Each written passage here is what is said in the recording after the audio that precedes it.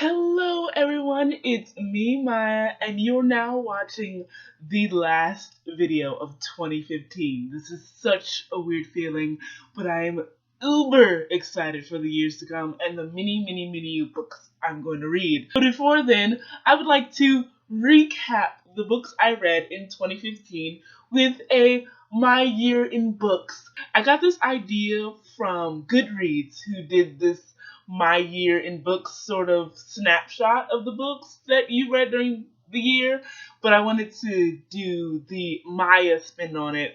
Of course, I'm not going to go into every book I read. I read over 40 something books and over 11,000 pages. Thank you, Goodreads, for that information. Now, I believe that 2015 was an okay book year. I think more along the lines of the tail end was where I really got really excited about books. And I would like to just highlight a lot of my favorites. I will just give you a list of my top books of each month. So January, I liked this book. My favorite book was this.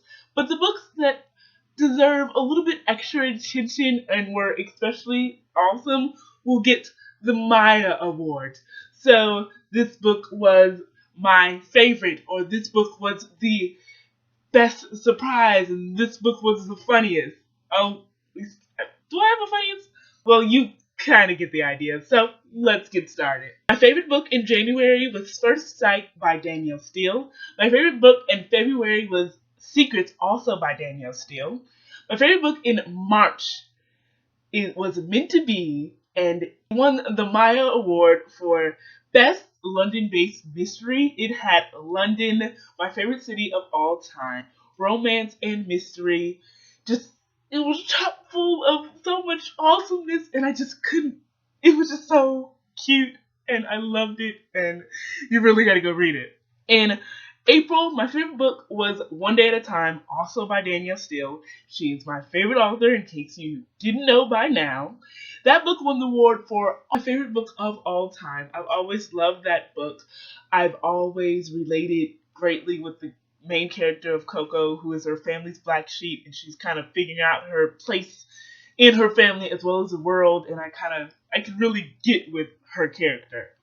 In May, I read The Book Thief, which was an amazing, thought-provoking, and very dense. It won the award for most dense book. I think it had, I don't even remember, but it had a lot of pages, and it had a lot to the story, and I just appreciated how eloquently written it was. I saw the movie first, and I said I had to read the book. I think the book has one of my favorite lines, and I know I'm going to get it wrong, but Death was talking about the soldiers going to war, and it basically boiled down to when these soldiers go to war, they think they're running to their enemy when really they're running to me. And I was just like, oh, that is a genius line. Oh my goodness. I couldn't deal with it. So it's just a lot of good lines. And even the ending where he's forever haunted by the memory of humans or something to that effect. I'm just like, I can't take it. This is so great. In June, my favorite book was Dreamland Social Club by Tara Altebrando. In July, the only book I read was Stella. Oh my goodness. It wasn't a bad book, but it was it was the most confusing book I've ever read. Like, the beginning was really good, and then it started to get to the ending where it felt like it was trying to do this dual perspective dream sequence. Let's be vague about what's happening here, and I didn't get it. And I don't think anybody else got it, because I saw on Goodreads, like, okay, can someone tell me what happened during the ending? And I'm like, I don't know. I think I ended up giving that book away. I just didn't get it. In August, I read, there's a couple of honorable mentions. I had 3 favorite books in August, and August was also when I started YouTube. with the Book-Tube-A-Thon, which was the second week of August, I believe. So my three favorite books of August were The Last of the I can never say that story right. The Last of the Really Great Whangdoodles by Julie Andrews Edwards, which won the Old Time Favorite Award.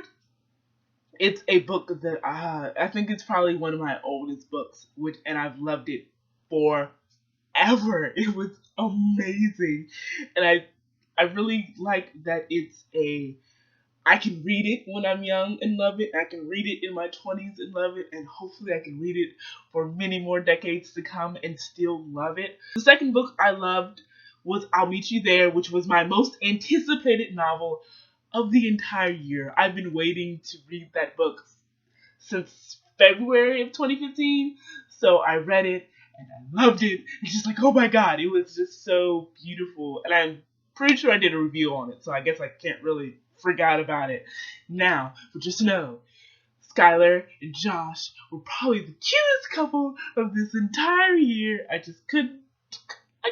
He was just so flawed and beautiful, and he was just so strong, and it's just like, it's so, and like his protective spirit when it came to Skylar, it's like, don't let him go. Just don't let him go. The third favorite book of the month was Such a Rush by Jennifer Echols. And it was very similar to I'll Meet You There. I wrote Such a Rush first.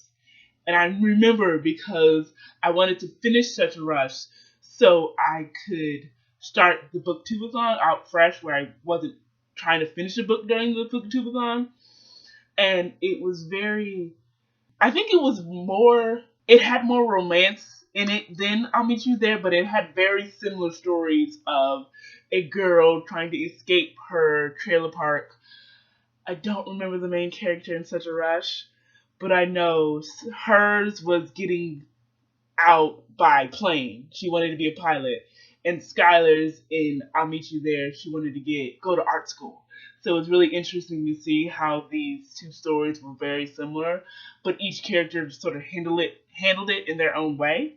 Now to September. September was a big month of most highly recommended books. I read books that I've seen that other people liked. So there were 3 books that month where someone had recommended to me. One was Obsidian, which was my favorite book. It's by Jennifer Armentrout, and I believe a Book Utopia recommended it. The second was Super Mutant Magic Academy, and I think Ariel Bassett recommended that one. And the third was Hollow Kingdom by Claire Dunkel. And my sister recommended that to me. So September was a very reading what other people like. In October, I did Dewey's 24-hour readathon, and I read Nimona by Noelle Stevenson. That was probably my favorite graphic novel of the year. It was such a crazy mix of good and evil, and what's really good, what's really evil. And yes, I talked about this during the review, so I'm not going to go deeply into it. October also had the shortest book I read during the year, which was A Very Easy Death by Simone de Beauvoir, and it was only 112 pages. And thank you again, Goodreads, for that information. We're down to almost the end of the year. We're still in October, and I wanted to talk about another book in October that won the award for most heart palpitations. Now, that's the type of book that leaves you on the edge of your seat, most suspenseful, and that was Six of Crows by Leigh Bardugo. This was also the most popular, the most highly rated book in the number of books I read this year, so this is the book in my list of books that everyone else also really liked. Six of Crows is like the best heist movie book thing ever, and I loved all of the characters and how they all kind of melded together. Kaz and Inej they're my favorite couple of the book. Then it's Wylan and Jesper, and then it's, what are their names? Matthias and Nina. And the Six of Crows was just like I think after I'll Meet You There, this is another of like a highly anticipated, I should really read this. I had to hurry up and give it back to the library because they wouldn't let me renew it. So I had to like marathon this book so I could finish it before I had to turn it in. And it was just like, okay, I just got stuck in that book for like 2-3 days straight. It was, and it was, I think Six of Crows wins the award for most beautiful book because the way it's designed and how it resembles the buildings, and also the lining on the side of the pages was just, oh my goodness, so cute. In November, I read Sea of Shadows by Kelly Armstrong. This one was a surprise hit because when I read it, I was not expecting good things. I saw it in my local library. It kind of just glanced by it. It's like, oh, I'll pick that up. And it was so good. It's an epic fantasy centered around two twin sisters. And I'm just reading this, and stuff is always happening to these people, and I'm always engaged, and I'm just like, this is good. And I'm even considering reading the rest of the series. And if you know me, I don't read rest of series because they always end up taking a left that I don't like. Now we're in December, the month we are in right now, and I don't. This year has gone by so fast, and there were so many good books, but I think the best book of all time, and you should see it over my shoulder, was Illuminae by Amy Kaufman and Jay Kristoff. I don't need to say anything else about this book. This book was amazing. What? It was so good. And I think if you read it, you will understand why. This book was the biggest surprise. It basically won all of the other awards. It won. It was just, I can't take it. And I think this one was definitely the most inventive. It was also the longest book at 599 pages, which I didn't really think about how long it was because it reads so quickly. But my goodness, it was crazy. I hope you have enjoyed this video. I hope you have enjoyed me on YouTube thus far. I thank you all for showing up and liking my videos and watching my videos and just being here. I cannot wait for 2016 and all the books I'm going to read and all the people I'm going to meet and interact with. And I'm just so excited for what the year has to hold, and I hope you will stick right there with me.